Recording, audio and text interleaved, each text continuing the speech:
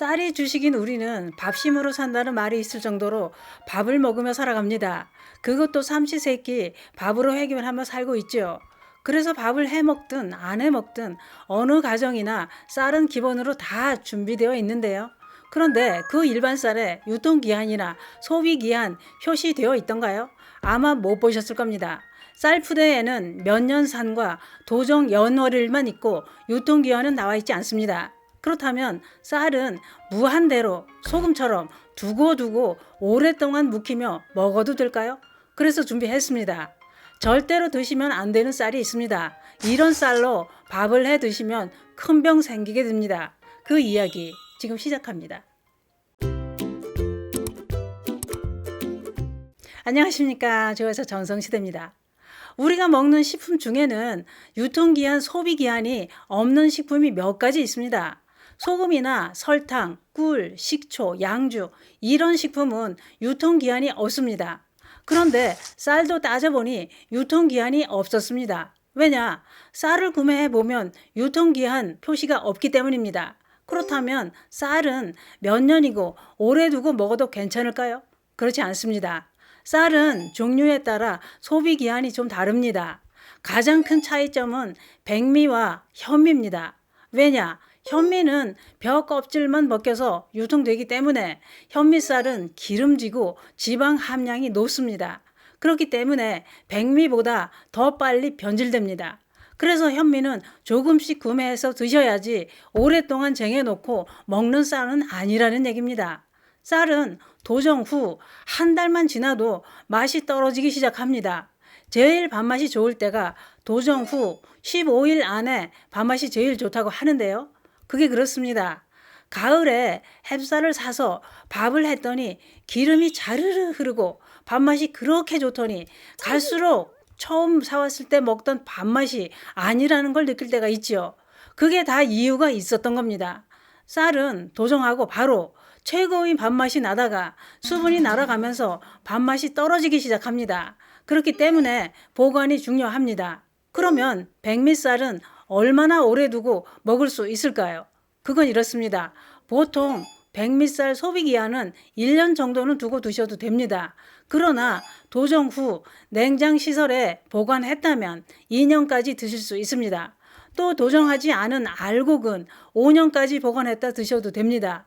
반면에 현미는 소비기한이 3개월에서 6개월 안으로 드시는 게 좋습니다만 현미는 도정 후 7시간이 지나면 산패가 진행된다고 하는데요. 그래서 현미쌀은 유통기한을 표시하고 있습니다.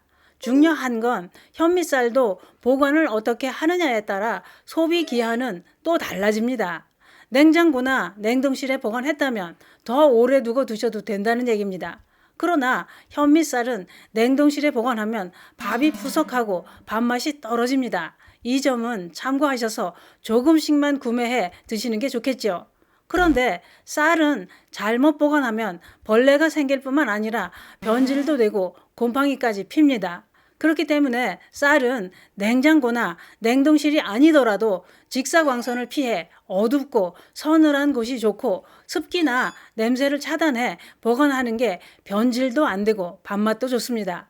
그래서 쌀은 밀폐 용기나 페트병에 보관하면 벌레도 안 생기고 습기나 냄새를 흡수하지 않지요. 쌀은 냄새나 습기를 잘 흡수해 벌레도 생기고 곰팡이도 피는데 이런 걸 막으려면 쌀을 밀폐 용기에 담아서 매운 홍고추나 참숯, 통마늘을 쌀 속에 넣어두는 게 좋습니다.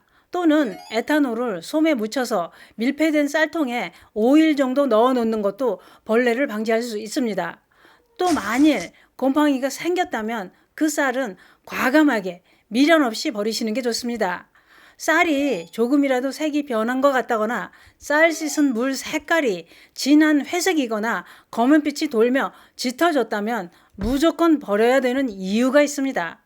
오염된 쌀에는 세레우스라는 균이 들어있어서 식중독을 일으킬 수 있기 때문입니다. 그런데 이런 생각하실 수 있습니다.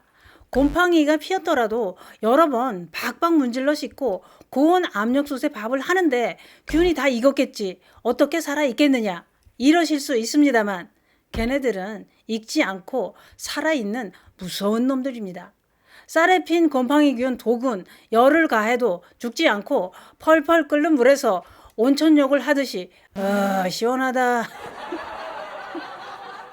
시원해 좋다 하며 살아있다는 겁니다. 절대로 만만히 보면 안 되는 강정입니다. 쌀에 핀 곰팡이가 생산하는 2차 독소는 사람뿐만 아니라 가축과 식물에까지 문제를 일으킬 수 있는 무서운 독이라고 하는데요.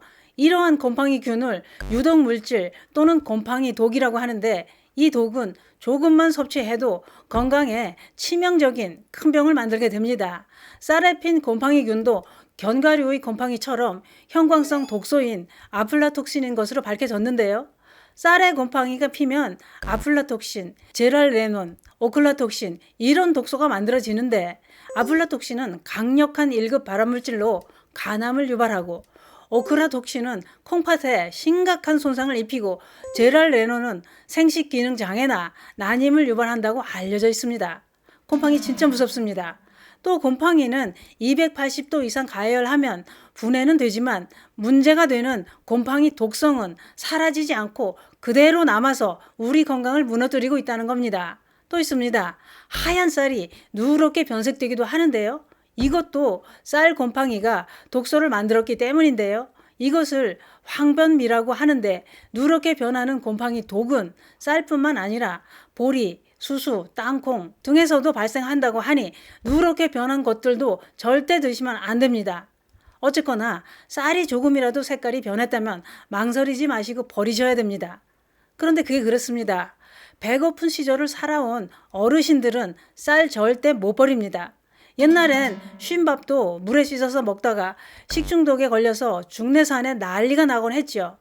그런 시절을 살아왔기 때문에 쌀을 버린다는 건 쉽지 않습니다. 요즘도 간혹 오래된 묵은 쌀을 가래떡을 뽑아서 드시거나 시루떡을 해 드시는 분들 있습니다. 묵은 쌀은 밥맛이 없어서 버리긴 아깝고 떡을 해 드시는데, 떡을 하시더라도 잘 살펴보시고 조금이라도 쌀 눈의 색깔이 변했다면 떡이고 뭐고 아깝다고 생각하지 마시고 다 버리시는 게 내 건강을 지키는 길입니다. 지금 집에 있는 쌀이 색깔이 변한 건 아닌지, 쌀 씻은 물이 검은색이 나오는 건 아닌지 꼭 체크해 보시기 바랍니다. 전과 다르게 변해버린 쌀은 용기 있게 버리셔야 나와 내 가족의 건강을 지킬 수 있습니다. 감사합니다.